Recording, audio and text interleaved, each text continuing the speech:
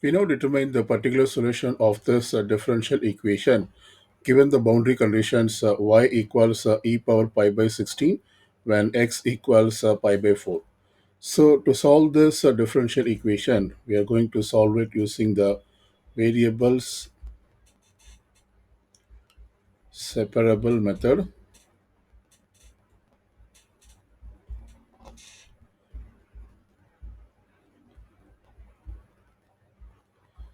So we have to first separate the variables. That is, all y variables has to be on one of the sides. Preferably on the left side, we are going to rearrange, and all x terms on the right side of this equation. So for that, I'm going to divide this equation by y first. So it will be 1 by y times of dy by dx, and this equals x squared cosine 4x. Now we still have this dx on the left side. So for that, we will multiply both sides by this term dx. So here we have 1 by y times dy, and this equals x squared cosine 4x times dx. So now we have separated the variables, that is y variables on the left side and x variables on the right side of this equation. And this means we can go ahead and integrate and determine the solution for this equation. So let's integrate both sides. Remember that the integration of 1 over y is natural logarithm of y. We put this in absolute value, and this equals, here we should use the integration by parts method to find the antiderivative of x squared cosine 4x. So we're going to do this separately. So first let me copy this integral, that is integral of x squared cosine 4x dx. To use the integration by parts method, we are going to follow this ILATE rule. Each letter in this word ILATE stands for a particular function. This I stands for inverse function, L represents logarithmic function, A represents algebraic, T represents trigonometry, and E represents exponential function. And we should use this rule by looking at this rule starting from left to right. So when you see the rule from left to right, we have to check if we have inverse function in the integration in the expression that we have to integrate. So we don't have inverse function. Next, we look out for any logarithmic function. We do not have logarithmic function. And then next comes in A, that is algebraic function. So here we have this algebraic function. X squared is basically an algebraic function. So therefore, we choose this as u. So basically, we use this rule to choose the u. And once we have chosen this as u, remaining terms, including the dx, we can choose this as dv. And so let's write them separately. We have u equals x squared, and then dv equals cosine 4x dx. Now let's just separate this. This side we have to differentiate. So we write du equals the derivative of x squared is 2x dx, and this side we have to integrate. This is differentiate. That is integral of dv is v, and integral of cosine 4x, once we use the u substitution, that is we substitute 4x equals u, and then 4 dx will be du, so therefore dx will be du over 4. So after doing this u substitution and integrating, finding the antiderivative of cosine 4x, we will have sine 4x divided by 4, which is the antiderivative of cosine 4x. Now we can use this rule, integration by parts rule, that is integral of u dv, and this equals, this is basically the formula uv minus integral v du. So basically we are integrating this expression as it follows u and then dv. So we can use this rule to find the solution. So therefore here I put uv. We have already determined u and v, so we should find its product, which is x squared sine 4x, and this is divided by 4 minus, we have integral of v du. So let's put v, which is sine 4x over 4, and then du is 2x dx. So I put this one multiplied with 2x dx. So this becomes, the first term remains the same, x squared sine 4x over 4 minus, here we can simplify this 2, we divide this 4 by 2, this goes 2 times. So this we can factor the half, and then we have to integrate x sine 4x. So this is the expression which is left after we factor the constant 1 by 2 out of the integral. And now basically we have to integrate this expression, that is x sine 4x. For this we are going to use the integration by parts method one more time. So if we use the isolate rule once again, we will have to choose this x as u. Right now I'm going to write this as u sub 1, and the remaining expression, that is sine 4x dx, this let's call this as dv1, so that we can use the formula. So let me put this separately. Here we have u1 equals x, and dv1, and this equals sine 4x, and then dx. So once again this side we have to differentiate. So we will have du1, this equals dx, and this side we have to integrate. So integral, we put the integral symbol. We will have v1 equals the antiderivative of sine 4x after we use the u substitution method. This will be negative cosine 4x divided by 4. So now let's use the integration by parts. That is, we are basically integrating x sine 4x dx. And so this equals, we already determined that this one is u1, and this one is du1, dv1. So this is in the form of u1 dv1.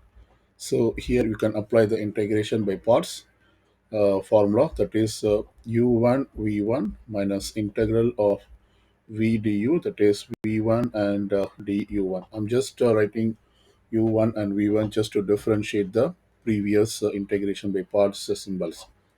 So this equals, we will have to product u1 v1, that is x times of negative cosine 4x by 4.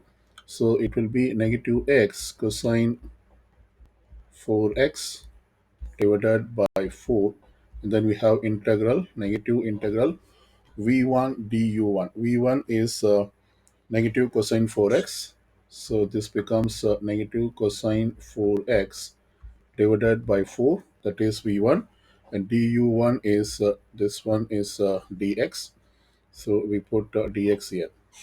Now we can integrate this. So the first term remains the same, that is negative x cosine 4x divided by 4, and then negative times negative will become positive, and I also factor the 1 by 4, and then we will have an integral of cosine 4x dx. So this equals negative x cosine 4x divided by 4 plus this will be 1/4 times the antiderivative of cosine 4x using the u substitution method is sine 4x divided by 4. We will also put the integration constant, that is c.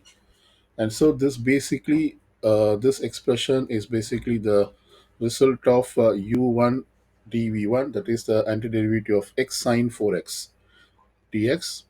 So we have to go back to the previous step, and we should replace the result of this integral as we have obtained. Okay. And so we write this one is basically the antiderivative of x squared cosine 4x, which we will replace it over here, that is over here. So I can write down this solution equation now as natural logarithm of absolute value of y, and this equals, let's go back to the step. This basically is the antiderivative of x squared cosine 4x, which we done using the integration by parts method. So we are, this is the partial result, x squared sine 4x by 4.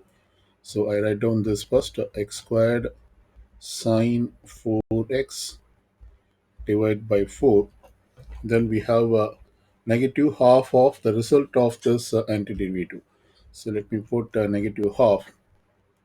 This is negative half multiplied with the result of the antiderivative of x sine 4x, which we have obtained over here by performing the integration by parts method one more time. So we have to put this complete expression inside the bracket. That is negative x cosine 4x divided by 4 plus we can product these two.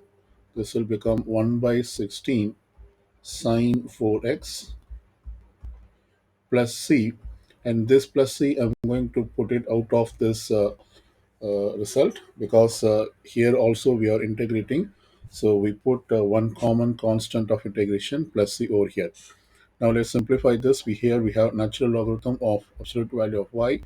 This equals x squared sine 4x divided by 4. Let's distribute this negative half.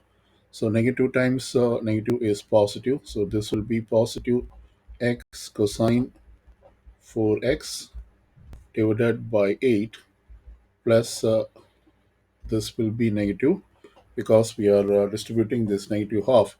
So this will be negative 1 by 32, or I can write this as negative sine 4x divided by 32 plus the integration constant c. So we can solve for y from this equation by taking e by raising the expression to the power of e. So here we do e, and here also we do e. So on the left side we have e and the natural logarithm. These two are inverse to each other, so they cancel out, leaving us only y on the left side. And so this equals e raised to the power of this complete expression. And remember that when we raise e to this complete expression, we also have the c. So we can write this as two separate exponents. That is one for the trigonometric expression e power 4x divided by 4 plus x cosine. Okay, we don't need to write them separately. We can just write it as it is. So I'm going to write everything including the c. That is x cosine 4x divided by 8 minus sine 4x divided by 32 plus the constant of integral c. So basically this is the solution equation of the differential equation, but we still have to determine the constant c. So this one represents the general solution of the differential equation. Okay, so here we have the general solution of this differential equation, and we will find the particular solution of the differential equation using the boundary conditions. That is when x equals pi by 4, y equals e power pi by 16. So we should replace x by pi by 4 and y by e power pi by 16. So let's do that. This will become e power pi by 16, and this equals e raised to the power of x squared sine 4 times of replace x by pi by 4. This is uh, this is divided by 4 plus x.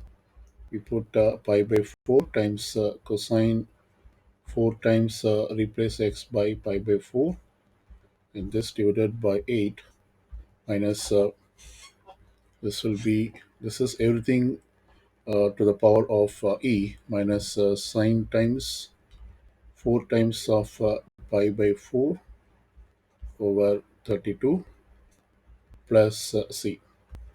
Now we will evaluate this separately. This one is sine pi and this one is cosine pi. So we know that the value of sine pi equals 0 and the value of cosine pi equals -1. And this means this term will become 0 as well as this term will become 0. And this term is the value of this cosine pi is -1. So let's simplify this. Here we have e raised to the power of pi by 16, and this equals e raised to the power of pi by 4 times -1, which is negative pi by 4, and divide by 8 equals negative pi by 32. So here we have negative pi by 32 plus the constant c, which we are going to determine. And this means we now have the exponent equation. Both sides we have e raised to some number. Therefore, the powers should be the same. That is pi by 16 equals negative pi by 32 plus the constant c. And so solving this for c, we get c equals, we should add pi by 32 to both sides.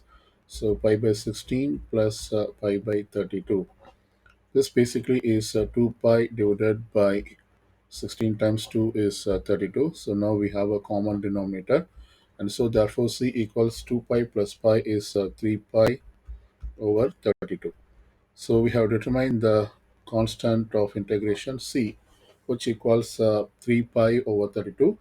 And therefore we can write the particular solution using this general equation. All that we do is replace c by this value. So therefore we write the particular solution of this differential equation. This equals e raised to the power of x squared sine 4x by 4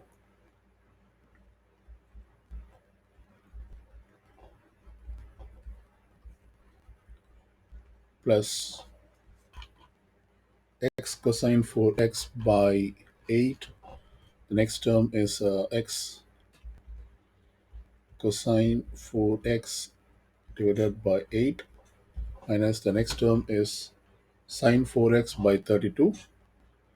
It's negative sine 4x divided by 32 plus c. Now replace the value of c equals 3 pi over 32. Close this bracket. And so therefore this equation is the particular solution of the given differential equation.